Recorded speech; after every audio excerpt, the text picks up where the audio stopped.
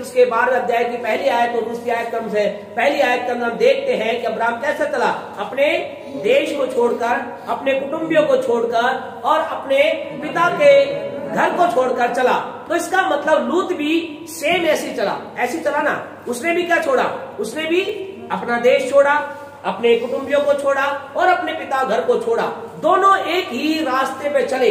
लेकिन हम आगे देखते हैं लूत नाम के व्यक्ति के जीवन को और अब्राहम नाम के व्यक्ति के जीवन में, दोनों के जीवन के अंदर क्या देखते हैं, एक वास्ट डिफरेंस, यूं कह सकते हैं एक बड़ा अंतर हम देखते हैं, बहुत बड़ा अंतर हम देखते हैं। क्या अंतर देखते हैं कि अब्राहम के जीवन में क्या था, आशीष आशीष आशीष थी। लेकिन लूत के जीवन में क्या देखते हैं, थोड़ा समय का अंतर्गत उसके जीवन में आशीष थी, लेकिन उसके बाद हम क्या देखते हैं, उसके जीवन में नाश को देखते हैं, उसके परिवार का नाश देखते हैं और उसके पश्चात उसके जीवन के अंतर्गत उसके वंशों का हम देखते हैं किसी प्रकार भी कोई आशीष की बात हमें दिखाई नहीं देती है। और यही है आज कई लोगों के लिए, जब प्रभु की उपस्थिति में थे, परमेश्वर के आत्मा ने हम इस बात के लिए प्रेरित किया, हम लोगों के साथ शेयर करें। आज बहुत से लोग ये सवाल कर रहे हैं, क्या सवाल कर रहे हैं, पास्टर साहब, वो कई बार प्रभु से कहते हैं, हमसे कहते हैं, कई बार वो कह रहे हैं हमने भी तो क्या किया, हमने भी तो इस चीज को छोड़ा है, उस चीज को छोड़ा है, इस चीज को भी छोड़ दिया है और हम प्रभु के साथ चले। फिर आज हमारे जन्म में वो बातें क्यों नहीं है जिनके लिए हम प्रयास कर रहे हैं। आज आपसे कहना चाहते हैं, आपके जन्म में ये सवाल है, अगर इस रीति से आप चल रहे हैं तो आपसे कहना चाहते हैं, हम यहाँ लूत नाम के व्यक्ति के जीवन के अंदर कुछ ऐसी बातें देखते हैं, वो आज कई लोगों के जीवन में है। लूत पापी नहीं था, वो पाप करने वाला व्यक्ति नहीं था, वो क्या था, परमेश्वर के राह पे चलने वाला व्यक्ति था, सही बात करने वाला व्यक्ति था। लेकिन उसके जीवन के अंदर ब्लेसिंग ना आने कारण क्या था, जिसे हम देखेंगे जल्दी से, हमें देखें इसी के आगे अगर हम चले 13वें अध्याय को पर हम चले, इसी उत्पत्ति के 13वें अध्याय पर हम चले, उसकी 18वीं आयत को पढ़े, क्या लिखा है।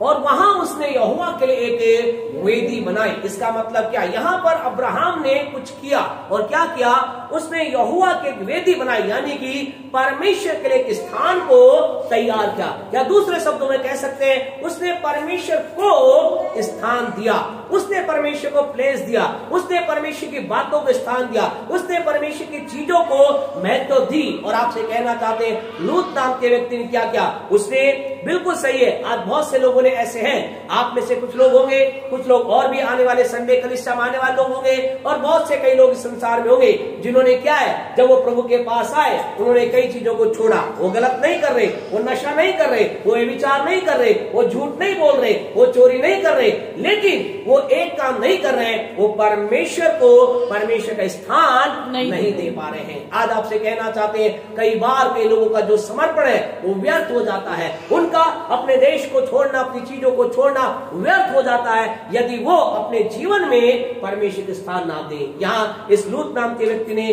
क्या किया, परमेश्वर स्थान नहीं दिया। लेकिन यह इब्राहिम के बारे में क्या लिखा, इब्राहिम के बारे में ऐसा लिखा है, उसने परमेश्वर के वेदी बनाई, यानी परमेश्वर के लिए स्थान तैयार किया, उसने परमेश्वर की बातों को महत्व दी, परमेश्वर के लिए अपने आप को अलग किया। आपसे कहना चाहते हैं, आपके मेरे जीवन में ये बात होना जरूरी है। अगर इसी के 13वें अध्याय के 12वीं आयत को अगर आप पढ़ोगे तो आपको पता चलेगा लूत नाम के व्यक्ति के बारे में क्या लिखा है। जल्दी पढ़े। अब्राहम को कनान देश में रहा, हाँ, पर लूत उस तराई के नगरों में रहने लगा, उस जगह पर रहने लगा और अपना तंबू सदोम के निकट खड़ा किया। उसने कहा अपना तंबू कहाँ खड़ा किया, सदोम के निकट खड़ा किया।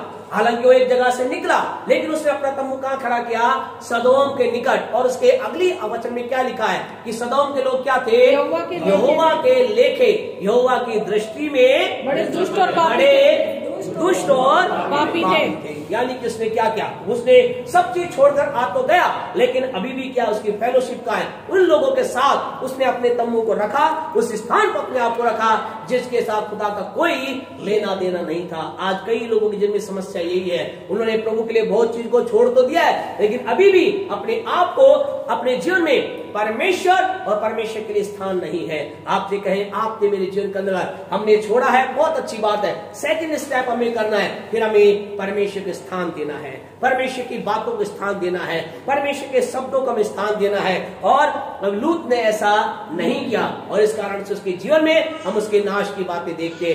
लेकिन अब्राहम ने क्या किया, ऐसा लिखा हमने 13 के 13 में क्या पढ़ा, क्या लिखा है कि उसने अपना, परमेश्वर ने क्या किया, यहोवा के लिए एक वेदी को बनाया, यानी कि परमेश्वर के लिए एक स्थान को तैयार किया। दूसरा उसने क्या क्या पढ़े, इसी के उत्पत्ति की पुस्तक उसका 12वां अध्याय हमने पढ़ा है, 12वां अध्याय निकाले, उसके 8वीं आयत की आखिरी लाइन को पढ़े, 12वां अध्याय की आखिरी लाइन को पढ़े। वहाँ भी उसने यहोवा के लिए, वहां भी उसने यहोवा के लिए एक वेदी बनाई। 12 का लास्ट पढ़े, 8 का, और यहोवा से प्रार्थना की। 13 के 4 का लास्ट पढ़े, 13 उसका 4 उसका लास्ट। और वहाँ अब्राहम ने फिर यहोवा से प्रार्थना की, और फिर अब्राहम ने वहाँ यहोवा से प्रार्थना की। आपसे कहना चाहते हैं खुदा के लोगों, यहाँ पर हम दोनों जगहों पर और बहुत जगह बार बार हम देखते हैं अब्राहम ने क्या किया। अब्राहम ने ऐसा लिखा, उसने यहोवा से प्रार्थना की, उसने परमेश्वर से प्रार्थना की। आपसे कहना चाहते हैं हमें केवल छोड़ना ही नहीं है, लेकिन उसके बाद कुछ करना है। आज कई लोगों के जीवन के अंदर ब्लेसिंग नहीं आने का कारण ये है, उन्होंने प्रभु के लिए छोड़ तो दिया, लेकिन उन्होंने वो नहीं किया कि उन्हें करना है। अब्राहम ने क्या किया, अब्राहम ने केवल अपने देश को, अपनी जन्मभूमि को और अपने पिता के घर को छोड़ा ही नहीं, लेकिन उसके बाद उसने कुछ काम किया। लूत ने कुछ नहीं किया, उसने परमेश्वर के लिए कुछ नहीं किया। उसने उसके लूत के बारे में अगर आप पढ़ोगे, कहीं आपको नहीं मिलेगा कि लूत ने परमेश्वर से प्रार्थना की। कभी उसने अपने आप को परमेश्वर नजदीक लेकर नहीं गया, कभी उसने अपना टाइम परमेश्वर को नहीं दिया, कभी उसने अपने आप को परमेश्वर के नजदीक लेकर नहीं गया। और आगे जाकर हम देखते हैं लूत एक बार नाश होने, जिस जगह पर था क्या हुआ, वो पूरी जगह नाश हो गई। उसके बाद हम उसके जीवन में बहुत सी ऐसी बातों को देखते हैं जो बड़ी ही दुखदायी बात उसके जीवन में हुई। होना क्या चाहिए था, वो किसके साथ निकला। 12 के अंतर्गत हमने क्या 12:4 में क्या पढ़ा, ऐसा लिखा है अब्राहम जब निकला तो लूत भी उसके साथ निकला। तो क्या होना चाहिए था, जो आशीष अब्राहम के पास थी वही उसके भतीजे के पास भी होनी चाहिए थी, क्योंकि दोनों क्या कर रहे थे, सेम गॉड को फॉलो कर रहे थे, सेम एक ही परमेश्वर का पीछा कर रहे थे, एक ही परमेश्वर के साथ चल रहे थे। आज की शाम आपसे कहना चाहे हम सब क्या करें, एक ही परमेश्वर का पीछा कर रहे हैं, लेकिन अगर हमने छोड़ा, छोड़ने के बाद कुछ किया नहीं, आज की रात हम आपसे कहना जब घर जाएं अपने आप को देखें। हमने प्रभु के लिए बहुत कुछ छोड़ी, बहुत चीज छोड़ी, अच्छी बात है।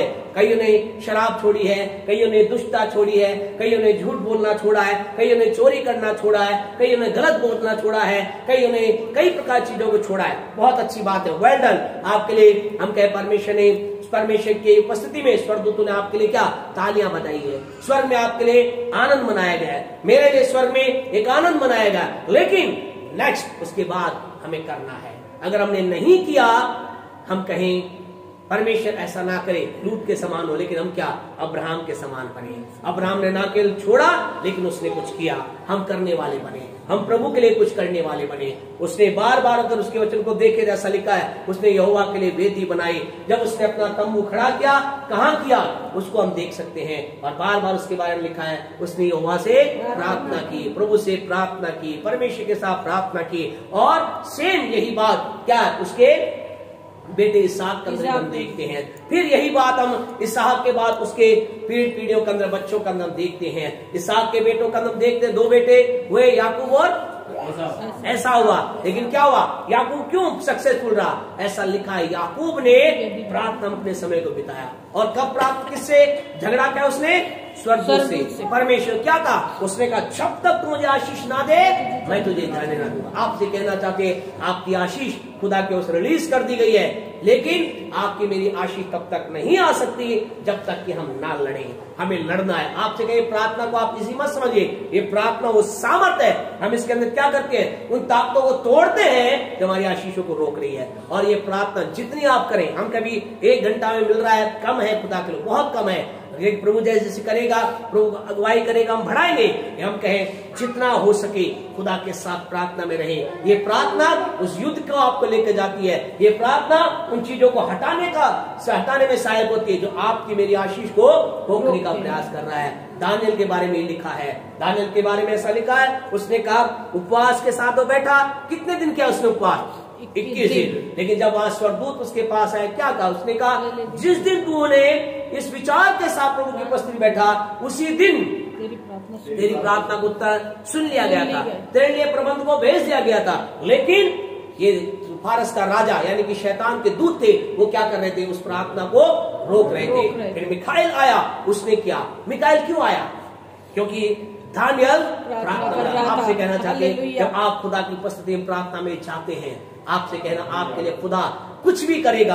आपके वो देखेगा, मेरे बच्चे मुझसे, हम कह रहे हैं प्रभु मुझे आशीष दे, बरकत दे। हम भी क्या करते हैं? हमारे बच्चे भी कई बार क्या करते हैं? ऐसा होता ना, बोलते हैं दे दे दे। पिछले एक भाई बोल रहे थे, बताते हम घर से निकलते हैं चर्च से निकल तक रास्ते में कई जगह पर एक आती स्टॉपेज, ये करना है ना। उनका बच्चा बोलती ये दे वो दे वो दे, बोला लास्ट में तो हम क्या सरेंडर हो जाते हैं, बोला देना ही पड़ता है। तो कई बार क्या मेरे आपके जन्म में भी हम क्या, हमारा खुदा भी क्या है? सरेंडर हो जाता है। खुदा कहता है अब ये मानने वाला नहीं, अब इसे देना ही पड़ेगा। हम अपने आप को खुदा की उपस्थिति में रखिए। God bless you all. आइए आंखों को बंद करें।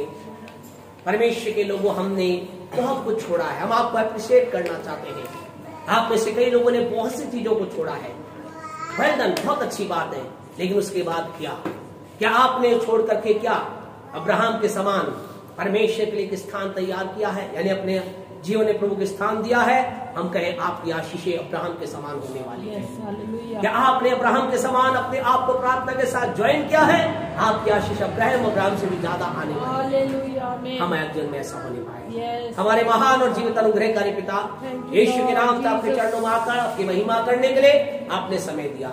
इस समय के लिए आपका कोटि कोटि धन्यवाद। आपके लोग जब घर के लौटते हैं, इन बातों के साथ आशीषित होकर, सोगरा फलवंत होकर आपकी महिमा करें। यीशु के नाम से मांगते हैं, आमीन। हमारे परमेश्वर का प्रेम, परमेश्वर का अनुग्रह, पवित्र आत्मा की सहभागिता से लेकर यीशु के दूसरे आगमन तक हमारे साथ और संसार तमाम विश्वासियों के साथ बनी रहे। आमीन, आमीन।